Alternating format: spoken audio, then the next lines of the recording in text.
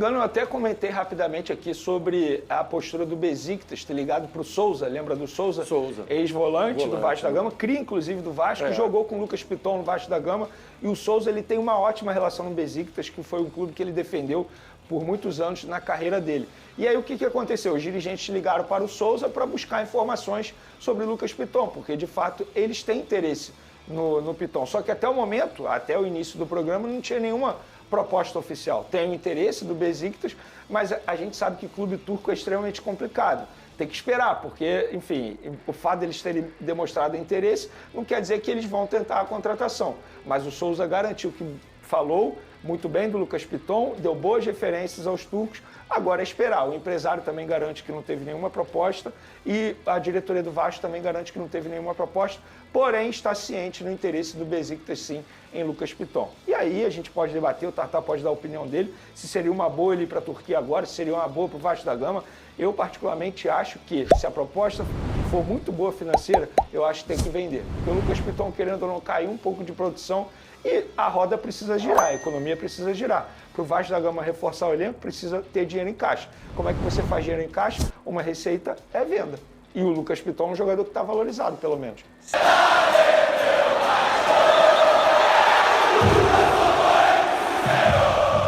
Eu quero começar esse vídeo com uma pergunta direta ao torcedor vascaíno. O Vasco está no momento de segurar seus principais jogadores ou de vender bem para sobreviver e crescer? Porque nas últimas horas, um movimento nos bastidores chamou a atenção, e ele envolve Lucas Piton, interesse do futebol turco e uma decisão que pode impactar diretamente o presente e o futuro do clube. E calma, não é só sobre uma possível venda, é sobre estratégia, dinheiro em caixa e o rumo do Vasco em 2026. Podemos dizer mediano, vamos dizer assim. Então, o Vasco tem um bom time, um time mediano, tem um time titular, né? Assim, aceitável, né? Tanto que teve algumas dificuldades e tudo, mas chegou ainda numa final de Copa do Brasil. E os pontos fortes realmente são esses laterais, né? Tanto o PH de um lado quanto o Piton do outro lado. O Piton é um ponto forte dentro desse elenco. Tem essa sondagem, né? Ainda não é uma proposta oficial, grana, né? Mas se isso realmente, né, se transformar, eu acredito que o Vasco, devido ao momento do Vasco que vem passando, dificuldade financeira, não tem jeito, tem que negociar, tem que se pensar, tem que valorizar, né, lógico, e vender bem, né, para que consiga fazer dinheiro. O Diniz é um treinador que ele tem essa habilidade de pegar, muitas das vezes, um elenco onde não tem grandes nomes, grandes potências, e potencializar esses atletas. Ele é muito bom nisso, então acho que tem um treinador certo para o momento que o Vasco vem tentando, né, ficar de forma um clube mais saudável, podemos dizer assim, na parte financeira. Por exemplo, Flavinho, Fala, Veneza. a gente debateu aqui durante a semana, era até o Lucas que estava aqui, sobre a utilização ou não do Leandrinho, lateral esquerda. O Leandrinho é um cara que tem muito potencial, considerado jovem, jogador inclusive de seleção brasileira. Já mostrou valor. E assim, se a proposta for muito boa para vender o Piton, por que você não vende o Piton e utiliza mais o Leandrinho, valoriza o Leandrinho, já pensando também numa venda futura? E é um garoto que tem potencial, e eu acho que tem potencial para assumir a titularidade na lateral esquerda. É assim que a diretoria, no caso a diretoria do Vasco, precisa pensar e fazer, porque, repito, para você ter dinheiro em caixa, você vai ter que vender jogador.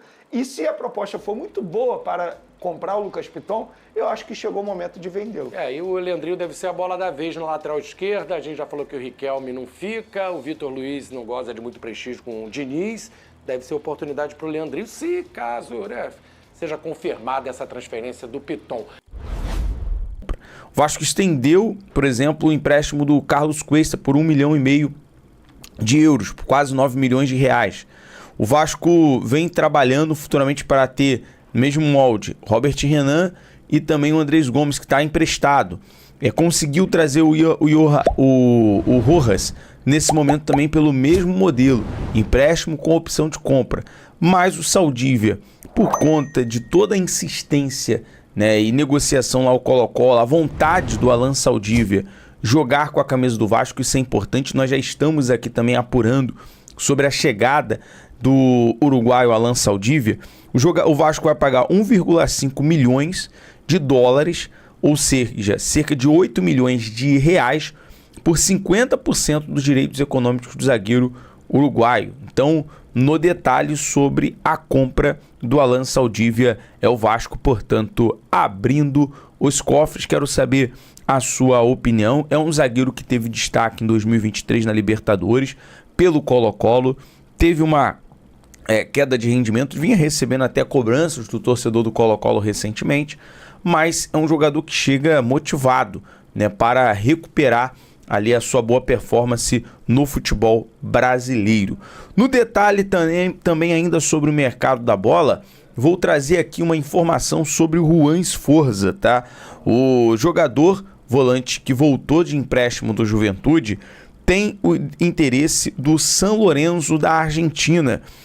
Demonstrou interesse na contratação do volante Sforza, jogador que pertence ao Vasco, que não deve permanecer em São Januário para a sequência da temporada.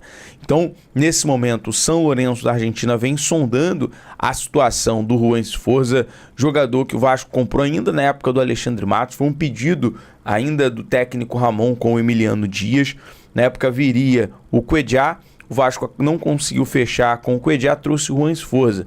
E o Sforza acabou não tendo ali uma sequência com o Diniz, foi emprestado ao Juventude, voltou do empréstimo agora e está treinando, inclusive, no CT Moacir Barbosa com os companheiros, mas é o São Lourenço já demonstrando aí o interesse.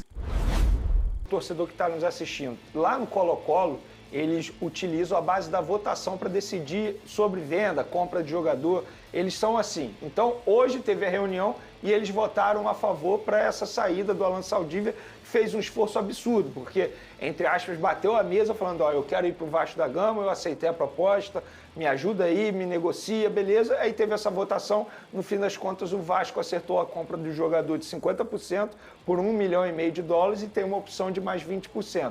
Então o jogador, ele está a caminho do Vasco da Gama. Bom negócio, né? Bom negócio. No fim das contas, um bom negócio entra muito naquele assunto que a gente debateu aqui durante a semana sobre a convicção. Fernando Diniz entende que é um zagueiro que pode agregar, a diretoria entende que é um zagueiro que pode agregar. Achei legal a convicção da diretoria. Se vai dar certo ou não, aí depende de muitos fatores. Agora, eu estou vendo muito torcedor vascaíno reclamando nas redes sociais sobre a postura, digamos, do Vasco da Gama, assim, ainda tímida no mercado. Pouco agressiva. Pouco agressiva, mas eu acho que o torcedor ele precisa alinhar expectativas. Estamos falando de um Vasco da Gama que não goza de muito dinheiro em caixa para poder fazer contratações. Ainda mais contratações de impacto, aquelas de parar aeroporto. Então o torcedor ele precisa definir, ou o clube ele entra no caminho para se ajustar financeiramente falando, ou o clube vai continuar naquele caminho de fazer loucuras financeiras e continuar devendo aquilo que não consegue pagar. O que o torcedor prefere? Depende. E aí cada um tem a sua escolha. Eu, particularmente, como torcedor e até mesmo como jornalista, comemoro a postura time do Vasco da Gama porque está tendo responsabilidade financeira. E outra, o time titular do Vasco, a gente já debateu isso aqui, é um bom time titular. Eu acho que o Vasco da Gama precisa fazer reforços para dar mais oportunidades ao técnico Fernando Diniz e ter mais opções no banco de reservas, que foi algo que, querendo ou não, atrapalhou a vida do Fernando Diniz em 2025 e mesmo assim chegou a uma final de Copa do Brasil, por pouco não foi campeão. Então, no fim das contas, eu acho que o Vasco está tendo a postura correta, está mostrando convicção nas suas análises de mercado e buscando os reforços que acho que podem agregar na temporada 2026. Outro nome que aparece no radar é o Juan Sforza.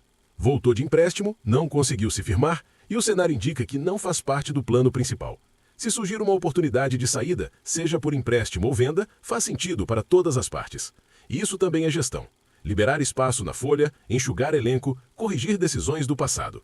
E antes de finalizar, um ponto rápido sobre a base.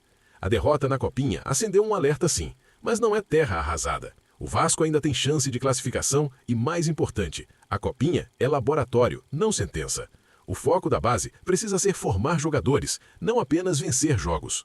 Minha leitura é a seguinte: se surgir uma proposta forte pelo Lucas Piton, o Vasco tem que negociar. Mas tem que vender bem, com estratégia e reposição pensada. O clube está no momento em que cada decisão precisa gerar impacto positivo no futuro. O Vasco não pode mais errar por emoção. Tem que decidir por planejamento. Deixa a tua opinião nos comentários, se inscreve no Vasco On, deixa o like e ativa o sino. Porque aqui o debate é sempre com consciência, informação e paixão pelo Vasco.